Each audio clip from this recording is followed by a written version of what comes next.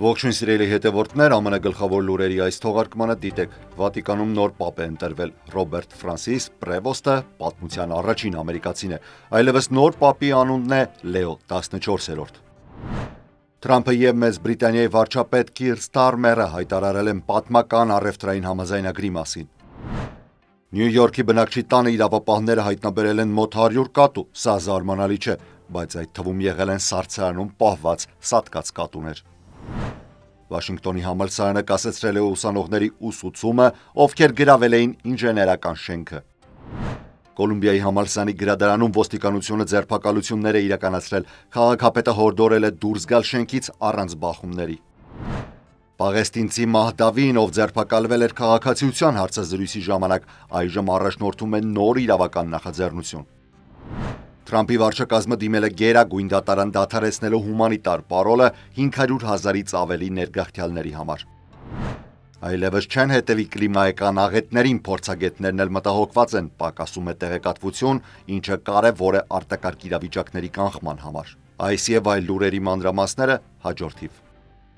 Վատիկանում հազարավոր հավատացյալներ տեսան սպիտակ ծուխը, ապա իմացան նոր պապի անունը։ Կաթոլիկ եկեղեցու ամենակարևոր պաշտոններից մեկի եպիսկոպոսների ընտրության հարցերով գրասենյակի ղեկավար Ռոբերտ Ֆրանսիս Պրևոստը ընտրվել է որպես Հռոմի նոր պապ Լեո 14-րդ անունով, դառնալով կաթոլիկ եկեղեցու 267-րդ գահակալը։ Նա ծնվել է 1955-ին Չիկագոյում, բայց ունի նաև Պերուի քաղաքացիություն։ Երկար տարիներ ապրել է Պերուում որպես միսիոներ եւ հետո որպես Չիկլայոյի arczepiskopos, մինչև Հռոմում աշխատանքի անցնելը ղեկավարել է Սուրբ Ավգուստինոսի կառքը 2 անգամ ընտրվելով դրա առաջնորդ։ Հռոմում նշանակվել է սկզբում Լատինական Ամերիկայի Պապական հանձնաժողովի ղեկավար, ապա եպիսկոպոսների վարչության պրոֆեկտ։ Նա իր առաջին ելույթում խոսել է իտալերեն եւ իսպաներեն, բայց ոչ անգլերեն, չնայած ամերիկացի լինելու հանգամանքին։ Նա խոսել է եկեղեցու համաշխարհային տեսլականի համընդհանուր հույսի եւ խաղաղության մասին։ Նախկինում ամերիկացի պապ ունենալու հեռանկարը մերժվել էր Միացյալ Նահանգների աշխարհաքաղաքական ուժի պատճառով,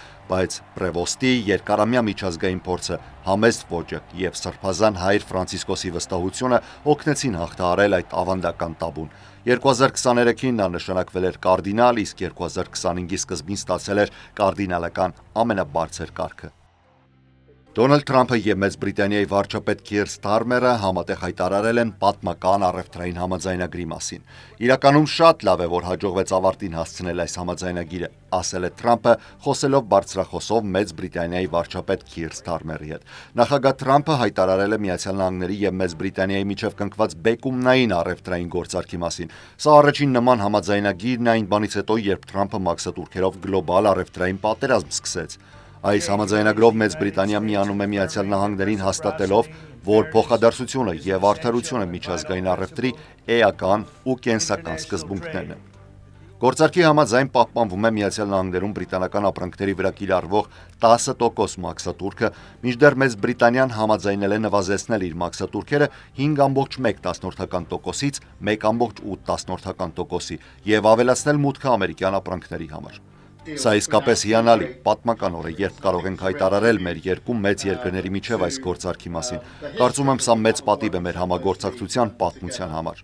Գործարքի շրջանակում Միացյալ Նահանգները կիչեցնի բրիտանական ավտոմեքենաների մաքսատուրքը 27.1%-ից մինչև 10%-ի։ Ըստ Մեծ Բրիտանիայի հայտարարության, Միացյալ Նահանգները նաև ամբողջությամբ հանելու է մաքսատուրքերը բրիտանական պողպատի վրա, իսկ Մեծ Բրիտանիան կվերացնի Միացյալ Նահանգներից ներմուծվող էթանոլի մաքսատուրքերը։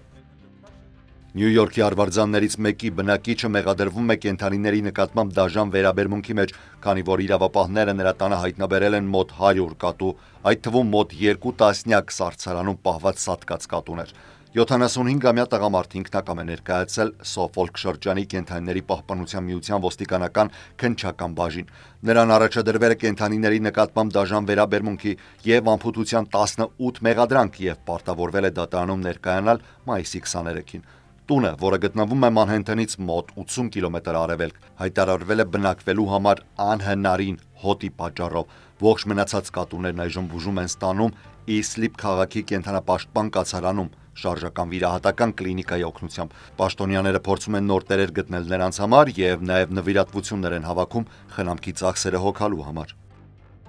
Վաշինգտոնի համալսարանը կասեցրել է այն 21 ուսանողների ուսումը, ովքեր այս շաբաթվա սկզբին ձերբակալվել էին Սիեթլում ինժեներական շենքը գրավելու համար ի աջակցություն Պաղեստինի։ Համալսարանը հայտարարել է այդ մասին 3 երեկոյան։ Համալսարանի հայտարարության համաձայն ուսանողները երկուշաբթի երեկոյան մտել էին համալսարանի ինժեներական շենք, պահանջելով խզել կապերը Boeing ընկերության հետ։ Բացի կասեցումից նրանց այժմ արգելված է մուտք գործել համալսարանի բոլոր մասնաճյուղեր։ Ձերբակալված են նաև 13 այլ անձինք, որոնք ուսանողներ չեն։ Համալսարանը հայտնել է, որ գրավման հետևանքով շենքին եւ այնտեղ գտնվող սարքավորումներին պատճառվել է նշանակալի վնաս։ Դրսում մի քանի աղբար կղերկիզվել։ Boeing-ը 1917 թվականից ի վեր համալսարանին նվիրաբերել է ավելի քան $100 միլիոն, այդ թվում $10 միլիոն հենց այս ինժեներական շենքի համար։ Ընկերությունը համարվում է Իսրայելի պաշտպանության ուժերի հիմնական մատակարարներից եւ Իսրայելը երկրորդ համաշխարհային պատերազմից ի վեր ստացել է ամենաշատ ռազմական օգնությունը Միացյալ Նահանգներից։ Նյու Յորքի ոստիկանությունը երեկոյան ձերբակալել է Կոլումբիայի համալսարանի Բատլերի գրադարանում գտնվող տասնյակ պրո-պաղեստինյան ցուցարարների։ Ոստիկանության սպաները հանել են մոտ 76 ցուցարարներին ձեռնաշղթաներով, տեղավորել միկրոավտոբուսներ ու տարել։ Դեռևս պարզ չէ, թե քանիսն են մեղադրանքներ ստանալու։ Պետքարտուղար Մարկո Ռուբիոն գրել է սոցցանցերում, որ իր գրասենյակը վերանայում է շենքի ներխուժածների եւ վնասվածք պատճառածների վիզաների կարգավիճակը։ Կոլումբիայի համալսարանի ղեկավարությունը հայտնել է, որ բախման հետևանքով վիրավորվել են անվտանգության 2 աշխատակից։ Քաղաքապետ Էրիկ Ադամսը հաստատել է, որ Կոլումբիան խնդրել է ոստիկանությանը հեռացնել ներխուժողներին։ Նահանգապետ Քեթի Հոքուլը եւս արձագանքել է, գրելով. «Յուրաքանչյուր ոք ունի խաղաղցույցի իրավունք, բայց բռնությունը, վանդալիզմը կամ գույքի վնասումը անընդունելի են»։ Համալսարանը հայտարարել է, որ առաջիկայում Morningside քամփուսի բոլոր շենքեր մուտք գործելու համար անհրաժեշտ կլինի ուսանողական ID։ Ուսանողների հյուրերը եւ ոչ ուսանող աշխատակիցները ներս չեն թողնվելու։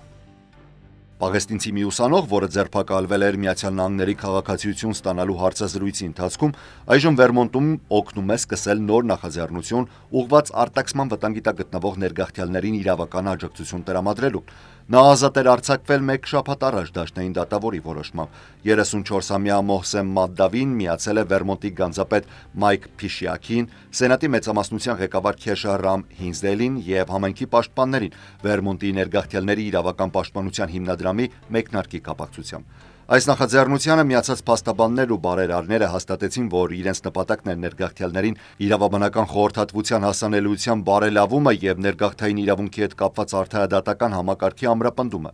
Մահդավին գրինքարտ ունեցող եւ Կոլումբիայի համալսարանում Գազայի պատերազմին ընդդիմացող ցույցերի առաջնորդներից մեկն է,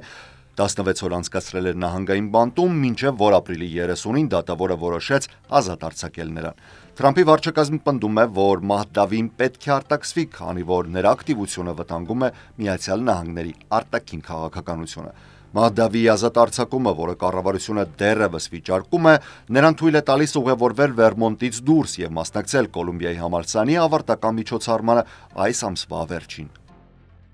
Նախագահ Թրամփի վարչակազմը դիմել է Գերագույն դատարանին թույլատրելու դադարեցնել հումանիտար պարոլի ծրագիրը 100 հազարավոր ներգաղթյալների համար 4 երկրներից, պատրաստելով նրանց հնարավոր արտաքսման։ Վարչակազմի արտակարգ բողոքը խնդրում է դատարանին դադարեցնել ավելի ցածր ատյանի դատարանի որոշումը, որը շարունակում է ժամանակավոր օրինական կարգավիճակը ավելի քան 500,000 մարդու համար՝ Կուբայից, Հայիթիից, Նիկարագուայից եւ Վենեսուելայից։ Հանրապետական վարչակազմը պնդում է, որ այս որոշումը խախտում է ներքին անվտանգության նախարարության իրավասությունները։ Այս գործը Թրամփի վարչակազմի մի շարք արտակարգ բողոքների շարքում է, որոնք հասցեագրվել են Գերագույն դատարանին, հիմնականում ներգաղթի հետ կապված հարցերով։ Անցյալ շաբաթ կառավարությունը դիմել էր դատարանին հեռացնել ժամանակավոր կարգավիճակը 350,000 վենեսուելացիներից, իսկ մինչև այդ փորձում էր արտաքսել հնարավոր հանցախմբի անդամների Էլ Սալվադոր, հենվելով 1798 թվականի պատերազմի ժամանակների օրենքի վրա։ Այս դատական գործընթացը կարող է վճռորոշ լինել Միացյալ Նահանգների ներգաղթի քաղաքականության ապագայի համար,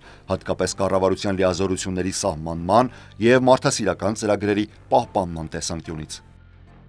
Միացյալ Նահանգների օվկիանոսային եւ մթնոլորտային ազգային վարչությունը այլևս չի հետևելու կլիմայական փոփոխություններով պայմանավորված եղանակային աղետների, ներառյալ ջրհեղեղների, շոգի ալիքների, անտառային հրդեհների եւ այլ երևույթների արժեքային վնասներին։ Սա Թրամփի վարչակազմի կողմից կլիմայական փոփոխությունների վրա դաշնային ռեսուրսների սահմանափակման հերթական օրինակն է։ NOAA-ը որը գտնվում է ԱՄՆ առևտրի նախարարության ենթակայության ներքո, պատասխանատու է օրական եղանակային կանխատեսումների, ուժեղ փոթորիկների նախազգուշացումների եւ կլիմայի վերահսկման համար։ Այն նաեւ ղեկավարում է ազգային օդերևութաբանական ծառայությունը։ Գործակալությունն այս շաբաթ հայտարարեց, որ ինֆորմացիայի ազգային կենտրոնները կդադարեն թարմացնել եղանակային եւ կլիմայական աղետների տվյալների բազան, իսկ նախորդ տվյալները սկսած 1980 թվականից կհանձնվեն արխիվ։ Տասնամյակներ շարունակ